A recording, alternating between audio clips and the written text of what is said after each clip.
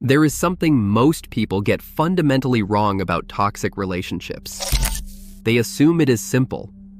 They think the person staying is weak, naive, or just enjoying the drama. But psychologists have uncovered something far more unsettling. Staying in a toxic relationship is not a character flaw. It is often a neurological trap the brain builds for itself. Let's start with something that will change how you see everything. Imagine you are at a slot machine. You pull the lever and lose. You pull again and lose again. But on the seventh pull, you win. Not big, just enough to keep you hopeful. Now your brain does something fascinating. It floods with dopamine, not because of the win itself, but because of the unpredictability. Neuroscientists call this intermittent reinforcement, and it is the most powerful form of behavioral conditioning known to psychology. It is why gambling is addictive, and it is exactly what happens in toxic relationships. One day they are cold, distant, cutting you down with words that leave invisible bruises. The next day they are tender, apologetic, making you feel like the most important person in the world. Your brain cannot predict when the good version will show up, so it becomes obsessed with chasing it. That random kindness after days of cruelty hits your reward system harder than consistent love ever could. You're not staying because you're weak. You're staying because your brain has been hijacked by the same mechanism that keeps people feeding quarters into machines. Now, picture this. You are 6 years old, and you want your parents' attention, but they are unpredictable. Sometimes they are warm and present. Other times they are emotionally absent, critical, or volatile. So you learn something that gets coded deep into your developing brain. Love is something you have to earn. Affection is conditional. Closeness comes with anxiety. Fast forward 20 years. You are in a relationship where you constantly feel like you are walking on eggshells, trying to figure out what mood they are in, adjusting your behavior to keep the peace. And here is the disturbing part. It feels normal. Not good, but familiar. Psychologists call this attachment pattern anxious attachment. But what it really means is that your nervous system was calibrated in childhood to equate love with uncertainty. The chaos of a toxic relationship does not feel like chaos to you. It feels like home. You are not drawn to dysfunction because something is wrong with you. You are drawn to it because your brain recognizes the pattern. But let's talk about what happens after the first major fight. They said something cruel, maybe screamed, maybe worse. Now you are sitting there with this sick feeling in your stomach because the person you love just showed you something ugly. Then they apologize, they cry, they explain their childhood, their trauma, their fears. Suddenly you see them not as someone who hurt you, but as someone who is hurting. Your empathy kicks into overdrive. You tell yourself they did not mean it, that the real them is the soft, vulnerable person sitting in front of you now.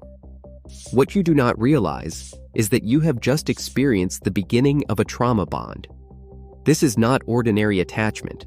It is a powerful neurological connection formed through cycles of abuse and reconciliation. The relief you feel when the storm passes, when they become loving again, creates a bond stronger than most healthy relationships ever do.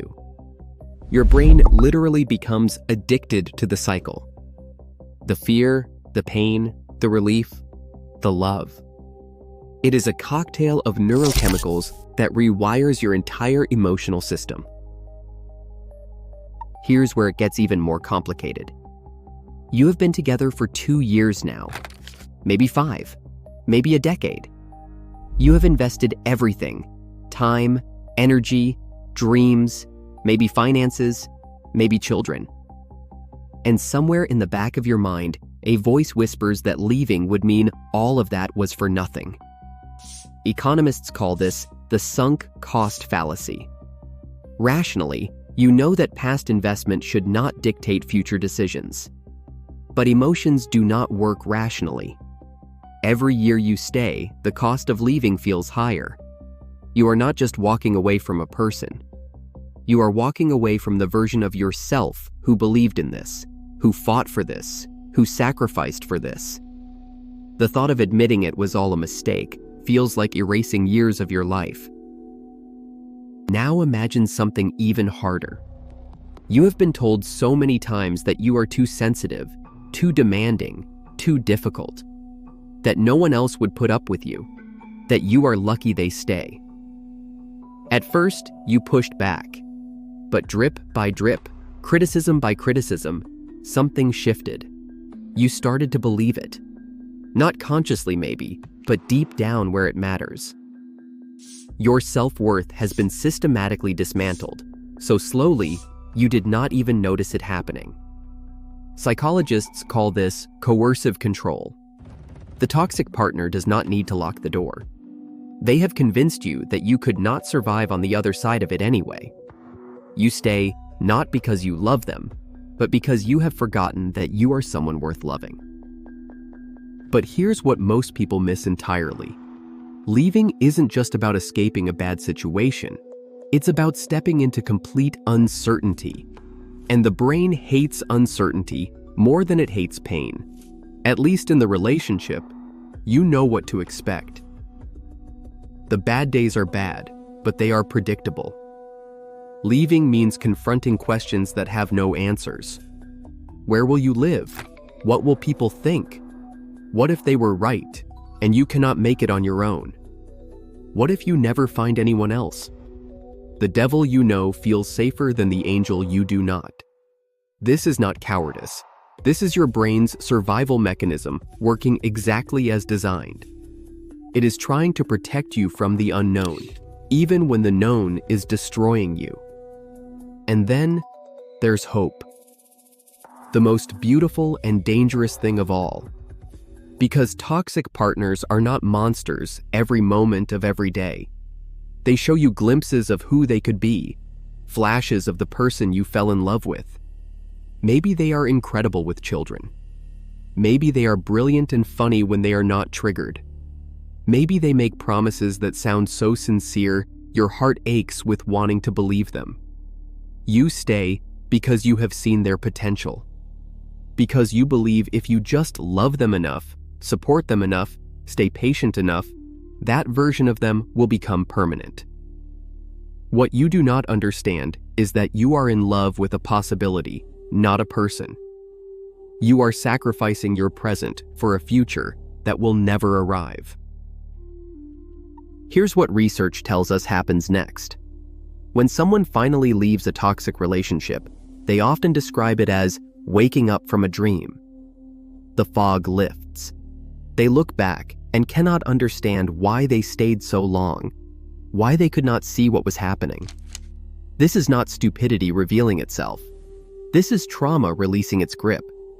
During the relationship, your brain was in survival mode, constantly managing threat, rationalizing pain, and protecting you from truths too destabilizing to face. It is only from outside that you can see clearly.